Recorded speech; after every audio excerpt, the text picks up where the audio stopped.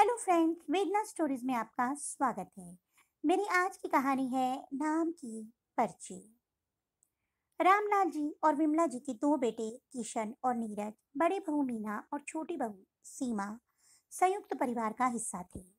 जब से छोटे बेटे नीरज की पत्नी सीमा शादी करके आई थी, दोनों बहुओं में बिल्कुल भी नहीं पड़ती थी। सीमा जो भी काम करती वह मीना को बिल्कुल ना सुहाता, और मीना जो भी करती वह सीमा को बिल्कुल ना सुहाता। बहुत बार दोनों बहुएं रसोई में ही कुत्ते बिल्ली की तरह झगड़ जाती, जिसका खामियाजा बेचारे रामलाल जी और विमला जी को भुगतना पड़ता। दोनों में से कोई भी बूढ़े दंपत्ति को चाय नाश्ता या खाना देने तक राजी न होता। कितनी बार तो दोनों पूरे दिन रसोई में ही नहीं आती और बाहर से खाना मंगवा कर खा लेती। पतियों को कह देती कि वे अपने ऑफिस के कैंटीन से ही खाना खा लें, और बच्चों को भी स्कूल के कैंटीन से खाने के लिए पैसे दे देती, ताकि दोनों जेठानी देवरानी को एक दूसरे का मुंह न देखना पड़े। दोनों को अपने सास ससुर की भी रत्ती भर फिक्र नहीं थी। कभी कभी तो पूरा दिन निकल जाता, दोनों में से कोई यह तक देखने नहीं आता कि उनके सास ससुर ने पूरे दिन खाना खाया या नहीं।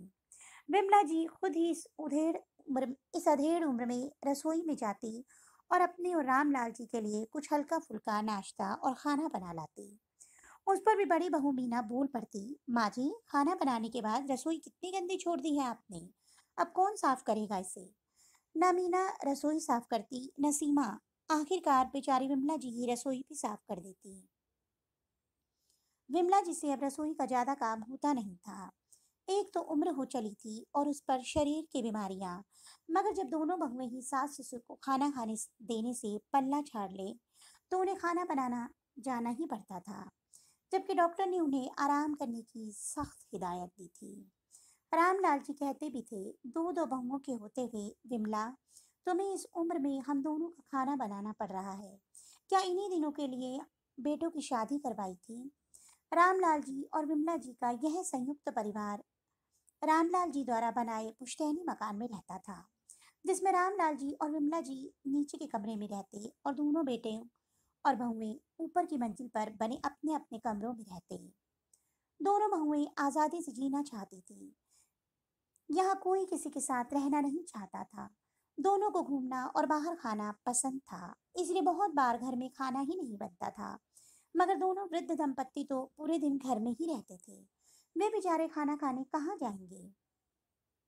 एक दिन बहुओं की इन हरकतों से तंग आकर रामलाल जी बोले, किशन और हरी, अब तुम्हारी माँ की काम करने की उम्र नहीं रही है। तुम्हारी पत्नियां अक्सर बाहर चली जाती हैं, ताकि उन्हें रसोई में ना जाना पड़े। यदि दोनों बहुओं में आपस में नहीं पड़ती है, तो घर के काम बांट लें। सुबह की रसोई बड़ी बहू संभाले और शाम की रसोई छोटी बहू। यूं रसोई में आकर खाना ना बनाना कहाँ की अक्लमंदी है। उस दिन से घर के काम बांट लिए गए। सुबह का सारा काम बड़ी बहू करती, तो शाम का सारा काम छोटी बहू। जिस वजह से रामलाल जी और विमला जी को दो वक्त का खाना मिल जाता। ना मिलता तो वह था प्यार और सम्मान। बेटों के पास दिन भर दुकान का बहाना था, और बहुएं तो वैसे ही सास ससुर से बात करना पसंद नहीं करती थी। एक दिन विमला जी बस इतना ही बोली थी छोटी बहू सीमा से, कि बहू, आज खाने में नमक ज्यादा था। मुझे बीपी की शिकायत है, तो खाने में नमक थोड़ा कम ही डाला करो। विमला जी के इतना कहते ही सीमा जी ने तूफान मचा दिया और बोली, तो एक काम क्यों नहीं करती माँ जी आप। दोनों समय का खाना आपकी लाडली बहू के पास ही क्यों नहीं खाती। एक तो इन बूढ़ों की खिदमत करो, ऊपर से इनका सुनो भी। एक तो इतनी गर्मी में सभी का खाना बनाओ और इनके नखरे भी सहन करो। मुझसे नहीं होता रोज रोज खाना बनाना। जब बड़ी बहू मीना को पता चला कि सीमा ने माँ जी से ऐसा कहा है, तो कहीं सास ससुर को दोनों वक्त का खाना उसे न खिलाना पड़ जाए करके वह बोली, माँ जी, जो मिले खा लिया कीजिए। ना बेवजह क्यों किसी का टोका टाकी करती रहती हैं। आप तो जानती ही हैं, हम लोग तो बाहर से भी खाना खा लेंगे, मगर आप लोगों को तो बाहर का खाना भी अच्छा नहीं लगता।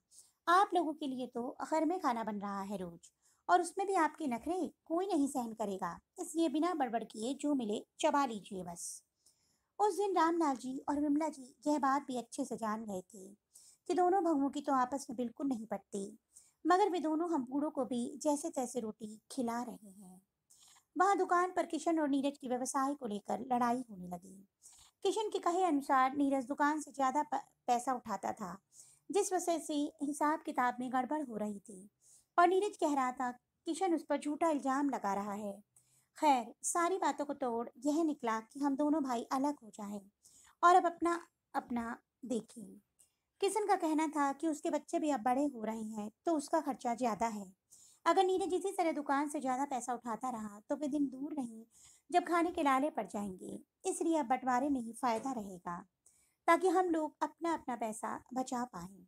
और दोनों ने मिलकर फैसला किया कि दुकान से जो भी कमाई होगी उसके आधे आधे दो हिस्से किए जाएंगे।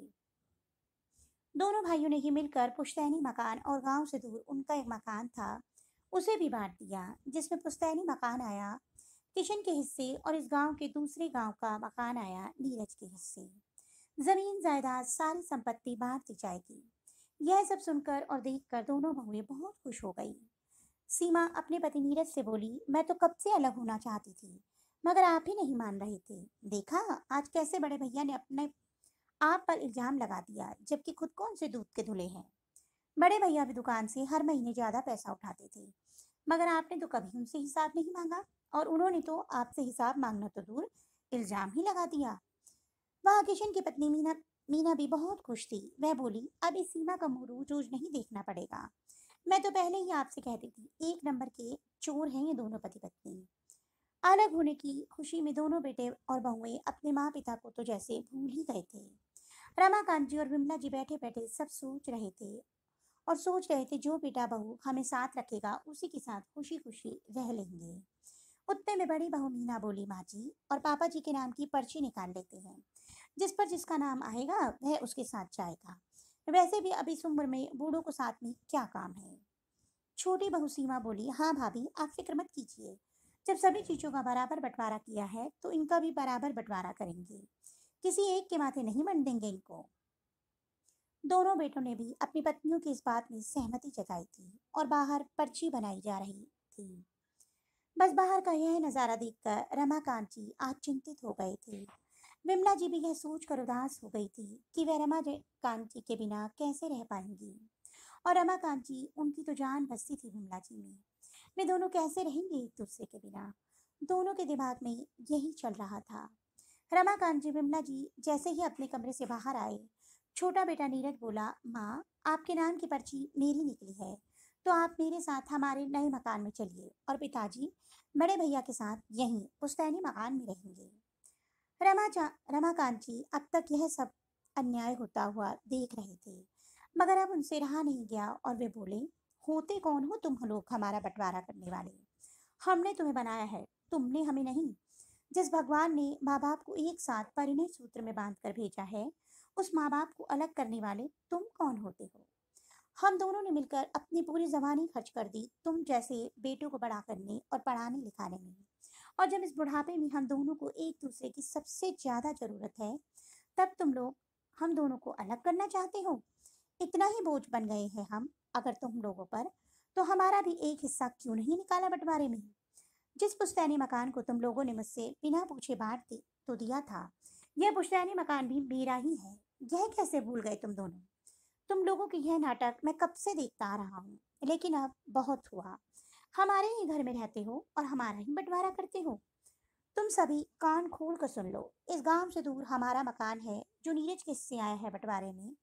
तुम दोनों भाई उस मकान के दो हिस्से कर दो और जाकर वहां बस जाओ। मैं और विमला हमारे इस पुश्तैनी मकान को छोड़कर कहीं नहीं जाएंगे। और रही बात दुकान की कमाई की, तो आज से भी दुकान की कमाई होगी उसमें एक हिस्सा मेरा होगा, क्योंकि जिस दुकान पर तुम दोनों छाती ठोक कर बैठते हो वह भी मेरे द्वारा बनाई गई है। और हम अपना खाना पास कर रहने वाली कंकुबाई जो सभी के लिए टिफिन बनाती है उनसे मंगवा लेंगे। तुम लोग जाकर अपना सामान पैक कर लो, क्योंकि आज ही तुम लोगों को इस घर से जाना है। दोनों भाई और उनकी पत्नियां जो अब तक बहुत खुश थी, वे बहुत दुखी हो गई थी, क्योंकि उनके हाथ से यह पुश्तैनी मकान भी जा चुका था। दुकान की कमाई भी अब 3 हिस्सों में करनी पड़ेगी। और जो गांव से दूर मकान था वह एक दूसरे के बगल में रहकर रोज एक दूसरे का मुंह देखना पड़ेगा। दोस्तों, जो लोग अपने माता पिता को अलग करने की सोचते हैं उनका ऐसा ही हाल होता है।